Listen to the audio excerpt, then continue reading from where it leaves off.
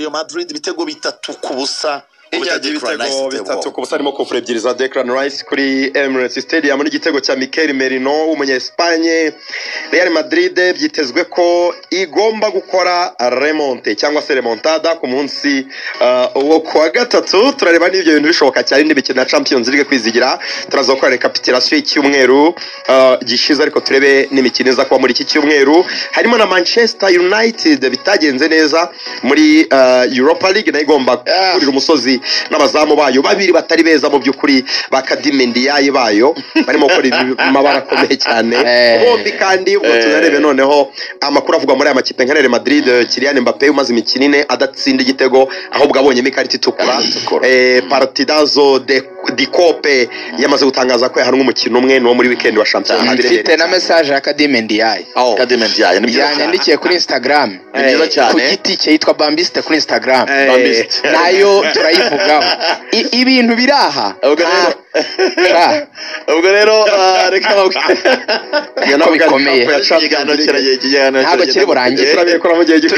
Tugi Burayi duhera Burayi kuko wajya muri Real ntiyayisoza. Championnat yarakomezaga amakipe nyine birumvikana menshi yitwara neza cyane. Ubita Mo Salah yongereye amasezerano, ngira ngo reka bana duhera Lorenzo yongereye amasezerano. Byari maze igihe kinini cyane abantu batangiye no kuvuga ko forme z'ikipe ya Liverpool zirimo ziraturuka kuba abakinnyi bayo b'abakadre. Mo Salah, Virgil van Dijk, Trent Alexander-Arnold avuga mu ikipe ya Real Madrid ko batarimo baritwara neza n'uwo mwuka wari urimo, ariko byaje kurangira Mo Salah yongera amasezerano kugera 2027. n'umukinnyi w'ikipe ya Liverpool, ariko n'ubundi uca n'uduhigo mu kanya turatu tubijyana na match yaraye ateye nziza cyane. Yego, Mohamed Salah yongera amasezerano mu buryo rwose bwari bunitezwe cyane kuko yari amaze igihe kirekire aganirizwa. Twabigarukagaho cyane nko muri the Magic lineup tuvuga ko kugira ngo Salah yongera amasezerano bigomba kuboneka n'igitambo, kuko n'ubushize kugira ngo yongera amasezerano byasabye ko Sadio Mane agenda, kuri inshuro byasabye ko Trent Alexander-Arnold agenda. Iyo ni ikipe yitwa Liverpool ibirimo irajongara n'ubukungu bwayo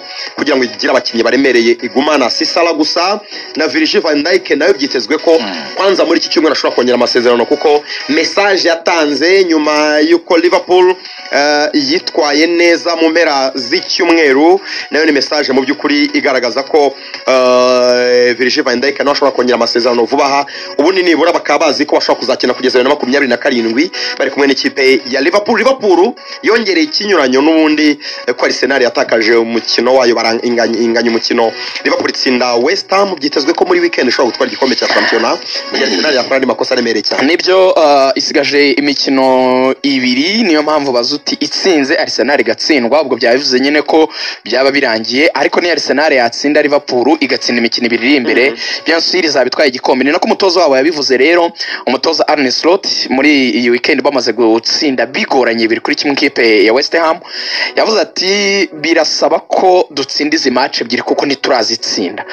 Ntago mwakumva ukuntu isezo yatugoye cyane kuba tugeze mu mikino 30 tutaratwara igikombe. Ni sezo yagoranye kandi ntabeshya, kuko Arsenal ntekereza yuko no kuborohereza kose nuko wenda yaje kugera mu bibazo by'imvune ya Bukayo Saka yaza kwa muzima byari kugorana kurushaho. Salah rero wongeraga amasezerano yishimye cyane, yavuze ati biranshimishije. Salah akaba ari umukinnyi wageze muri Liverpool avuye mu ikipe ya AS Roma 2017. Kuva icyo gihe Mohamed Salah yagiye ashyiraho uduhigo tudasanzwe, by'umwihariko nk'iyi sezo yamaze gukora ibitego 27, assist 18, akaba agize uruhare mu bitego 45 kuva Premier League iri muri iyi forma yo gukina match 38. Niwe mukinnyi ubashije gukora uruhare mu bitego byinshi muri single season. Nuvuga ngo abakinnyi bigeze kugira ibitego ndetse na assist biteranyije byinshi kumurusha ni Alan Shearer ndetse n'umusore Andy Cole. Icyo gihe Premier League bakinaga muri format aho bakinaga match 42, ntago icyo gihe zari match 38. bakaba barabikoze aho bakoze uruhare rw'ibitego 47 ufiteranyije ibitego na assist, wakamaze kugera 45, ariko kuri match nkeya kuri bo. Ariko wibuke ko aracyafite izindi match 6 zo gukina. Agomba gukina izindi match 6 rero kuba asabwa mu byibura gukoramo igitego kimwe na assist imwe cyangwa ibitego bibiri cyangwa assist ebyiri agahita anganya nabo cyangwa kanabacaho, ni ibintu bishoboka cyane kuri Mohamed Salah. Akandi gahigo afite gakomeye ari kurwana nako kurwana no gukora assist byibura 3 muri match 6, akabashyizeho agahigo katigeze gakorwa n'umukinnyi wari we wese ko gutanga assist nyinshi muri single season. No kuvuga ngo uwigeze gukora assist nyinshi ni Thierry Henry, yize gutanga assist 20 muri ya sezo Arsenal yabaye unbeaten. Hanyuma uwaje kubisubiramo ni Kevin De Bruyne, nawe yakoze assist 20 muri match 38. Ubu ngubu Mohamed Salah pass yatangaga ku gitego cya Diaz ku munsi w'ejo yamushyize kuri assist 18, ubwo akeneye 3 uwa kagera 21 agahita akora agahigo kabo mu byoroshye mu buryo budasanzwe. Tushaka kwizera ko muri iyo myaka mike ya Salah amaze mu Bwongereza amaze kuza mu bakinnyi batsinze ibitego byinshi muri top 10. naho ze ndeba wageze ku mwanya wa kangahe, wa 7 wa 6, umwanya wa 7 ari hafi aho, ari mu myanya ya bugufi kabisa. Icyo nzi cyo top 10 biragaragara ko ashobora no kuza umukinnyi watsinze ibitego byinshi muri sezo, azabikoze ku nshuro ya 4. Attention, byazana amakuru ko Haaland yaravunitse umukurikira wamaze kujya 27. No doubt amahirwe menshi niwe hafi ni Alexander Isak, kandi Salah amurusha ibitego bigaragara, kandi ari ku muvuduko. Birasa nkaho yagiye gutwara Golden Boot ku nshuro ya 4. Umwami w'abanyamisiri nyine cyane. Arne Slot navuga yuko ari boost komeye yagiye kugera muri ibi bihe, kuko abantu bose bavugaga ngo kwisanga Virgil umutakaje ugatakaza Salah ugatakaza Trent bira bigaragara yuko ari ukubaka bushya, ariko natakaza Trent gusa no gushaka umukinnyi bashaka kuhagura akamusimbura. Afite n'umwana yitwa Conor Bradley ujye uhakina. Ibyo byo byibura nyine bifite aho bahera mu gihe baba bagifite babakinnyi b'imbere. Ubundi family Henry iyo bara Liverpool pourquoi pas itamwongera n'amafaranga, ahubwo akongeramo n'imbaraga. Siri tuburi abashaka nko kurekura Darwin Nunez ni ibintu biri kuvugwa ngo bakagwa Rotayizamu mushya. Buriya ngo niyo gahunda Liverpool ifite kurusha izindi.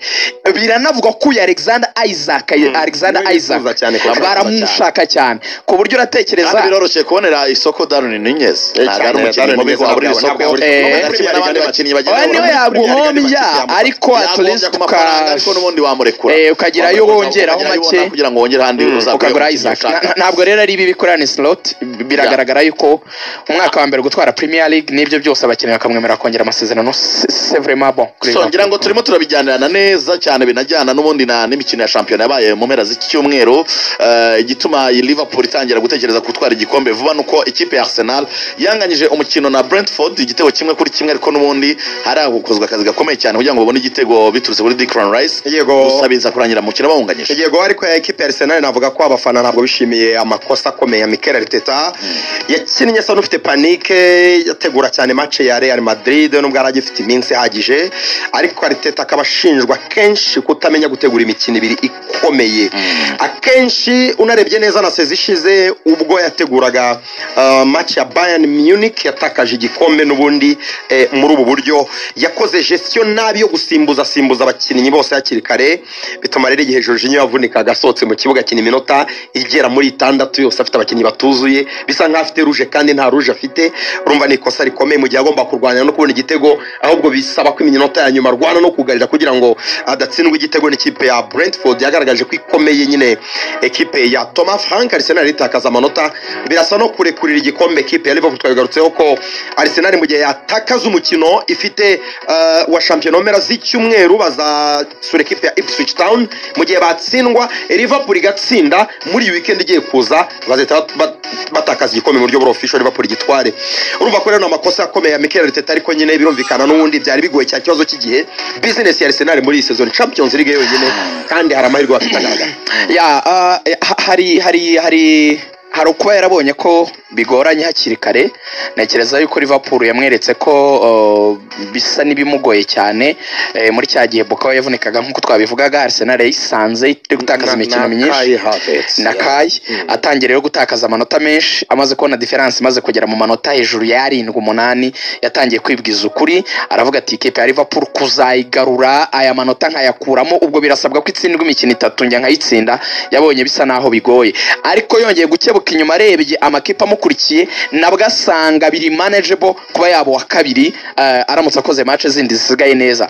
Ikiba gisigaye rero ku mutoza icyo gihe effective uba ufite ni ugukora icyo bita guprioritiza. Uribuka ko nibwo Bukayo Saka kigaruka, Odegaard ni umukinnyi ngenderwaho nawe agegera gutya akagira imvune, hari n'igihe yavunitse amurabyibuka hafi by'umwero nka 4-5 gutyo bimuteza ibibazo. So yatangiye kuvuga ati rero aka ga squad mfite gato, kuko Arsenal ni imwe makipe adafite squad nini cyane sirtu mu buryo bwo offensive ko yaravunikishije mu byibo cyane. So araba managinga rero cyane, niyo mpamvu turunakizana aba bana ba Nwaneri akavuga ati ni hazemo aba basore basanzwe basimbura nka Batrosal dukine byibura ndwane gusa no gukipinga uyu mwanya wa kabiri ibitekerezo bishyire muri Champions League. Arabizi ko yakoze match nziza, tugiye kuyijyaho ya 3-0, akeneye kujya i Madrid agashaka igitego kugira ngo ashyire fagitire kuri Real Madrid remere cyane kurushaho ahita yikura mu cyizere, kuko na Real nayo irabara ikavuga iti 15 minute ya mbere ni ukubatsinda igitego, stade igahita itujya inyuma, abafana 90,000 bikaba ibindi bindi. Stade ifunze hejuru ku gitego. Ibyo rero ifunze hejuru urusaku murwumva neza cyane. Ibyo bari mu bitugu. Agira ubwenge bubitekereza akavuga ngo uburyo bwiza reka abakinnyi banjye b'ingenzi baruhuke, yaruhuye basaka, hanyuma ntuze ndebe ko nagira akarizita mbona. Uzabireba nyuma natsinda iyi match ya Real Madrid, kuko kiriya cyumweru gikurikirana ntabwo bahita bakina Champions League, barabanza bakarukamo icyumweru kimwe. Aho ndakubwiza ukuri uzatangira kubona ko atangira gushaka match nziza za shampiyona kugira ngo yizere gusimanta umwanya wa kabiri, none ahite atangira nawe kugaruka muri Champions League. Arteta atakaje amanota 4 uko yanganyije na Everton, acamo match ya Real Madrid arayinyagira, ahitanganya n'ikipe ya Brentford. Birakwereka nyine uburyo arimo kumanaginga abakinnyi Premier League, birasa nkaho yari yarayikoze. Ngira ngo ahantu hari battle ikomeye cyane ni muri Big 4, amakipe agomba kuza muri ane ya mbere, birakomeye cyane. Hari urugamba rukomeye cyane. Ikipe ya Man City irimo iragaragaza nyine ko ihari cyane, yatsindaga ibitego 5-2 wo bita Omar Marmoush, akomeza kwigaragaza neza cyane. Ibitego 5-2 yatsinda ikipe ya Crystal Palace, inakomeye cyane, yari yamanje ibitego 2 ariko baza kuva inyuma barabyishyura bananatsinda. Ikipe ya Man City ubu yamaze kwegera igeza amanota 55, iri ku mwanya wa 5, hagati yayo n'ikipe ya 3 harimo amanota 2. ngira ngo n'ubundi City ntashobora kuva muri Big 4. Kuva Omar Marmoush yagera muri equipe ya Man City biragaragara ko ya boostinze cyane squad, kuko Erling Haaland turabizi ko yavunitse sezo yose, igice gisigaye cya Cesar hanze. Yatsinze igitego kizana ba De Bruyne bitwara neza cyane, abana bato ba Makati na O'Reilly batsinda ibitego. Omar Marmoush kubagera muri Man City, umukinnyi wenyine umurusha ibitego muri Premier League ni Mo Salah gusa. Icyotezo ku banyamisiri barutayizamu wabo bameze neza cyane muri Premier League. Hanyuma icyuvuze nyine cya Big 4, Man City ihanganye n'ikipe ya Nottingham Forest maze iminsi imaze gutakaza imikino 2 nyuma yo gutsinda Man U, itakaje imikino 2 muri weekend. Noneho byari bitangaje cyane gutsindwa na Everton bari mu rugo. Ikipe mu by'ukuri ya Nuno Espirito Santo, igitego batsinzwe mu minota nyuma, minota y'inyongera, iminota 4 ya nyuma y'inyongera. Mu by'ukuri igitego batsinzwe n'umunyamari Abdoulaye Doucouré. Ibi rero byatumye ekipe ya Newcastle nayo ejo ku cyumweru yarajari Amavubi nyagira ekipe ya Man United ibitego 4-1. Icyo yaruvuze rero cya Big 4 kwizigira urugamba rukomeye cyane.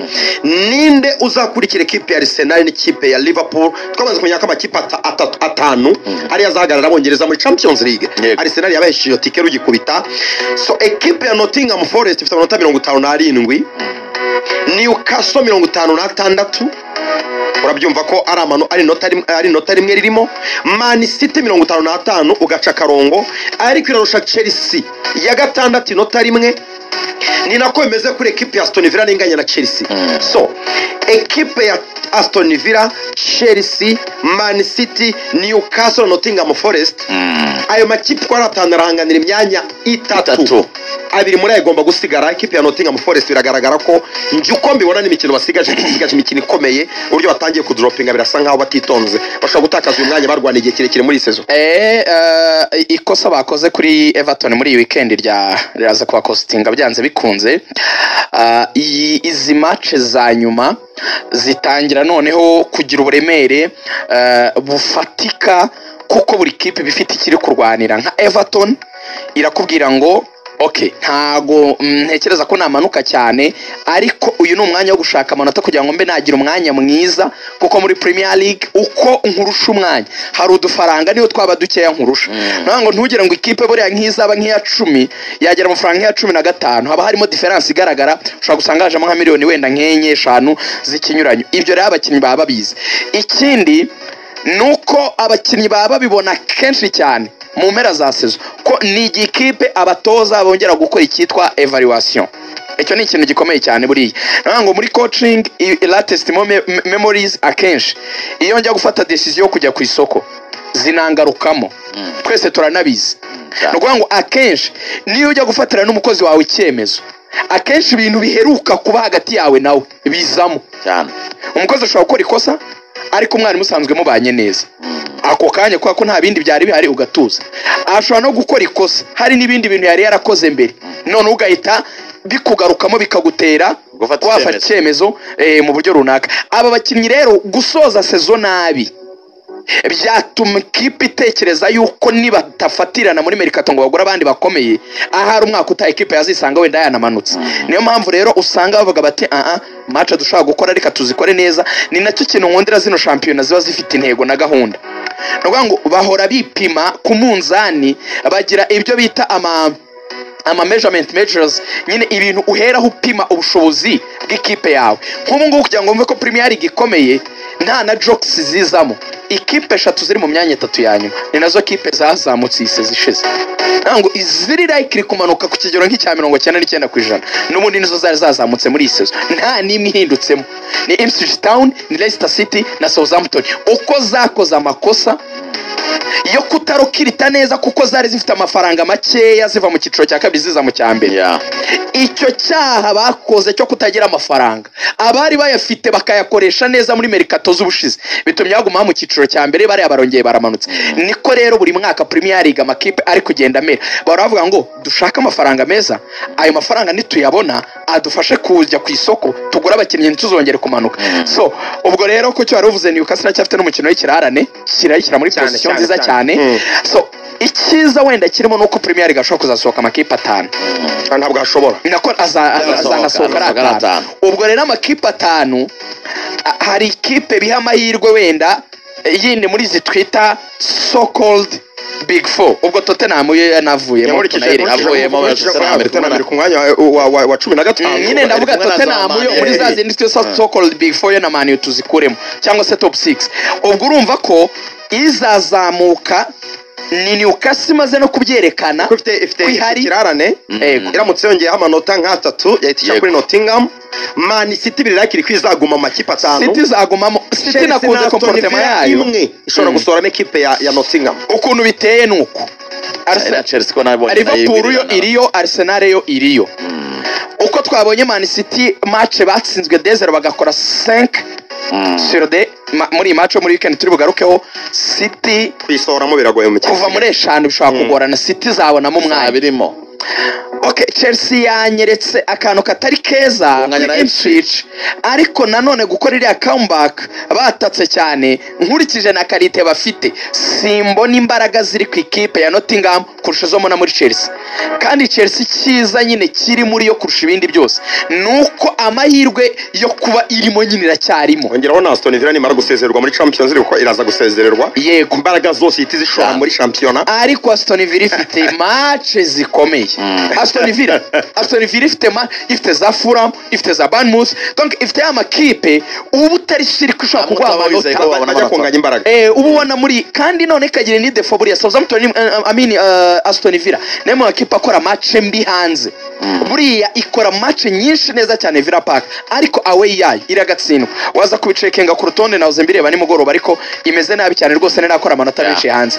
Wabireba rero erga nejo bundi na Southampton ya nyuma bayitsinze mu minota 10 ya nyuma, Asensio yoshiramo penalty ebyiri. So wenda Aston Villa iyo na Nottingham ni ukureba zizarwanira umwanya, ariko Chelsea, Man City, Arsenal, Liverpool ndaze amahirwe. Newcastle rero nkayibona nk'iyazirusha imbaraga izo zombi zine nari mvuze. Ndavuga ubwo Nottingham na Chelsea na Aston Villa na Aston Villa. Ndabona Newcastle ishobora kuzirusha ingufu ku buryo nge ari prediction yanjye navuga ko ari Arsenal, City, Newcastle na Chelsea nizo likely ni amanuka yo bisa nkaho byarangiye ashora amakipe yose yazamutse kwa 3 agiye kumanuka. Southampton yamaze kumanuka, Leicester na Ipswich Town uko yazamutse ari 3 agiye kumanuka. Nabonye article zibaza niba hakirimo balance hagati ya Championship na Premier League ku buryo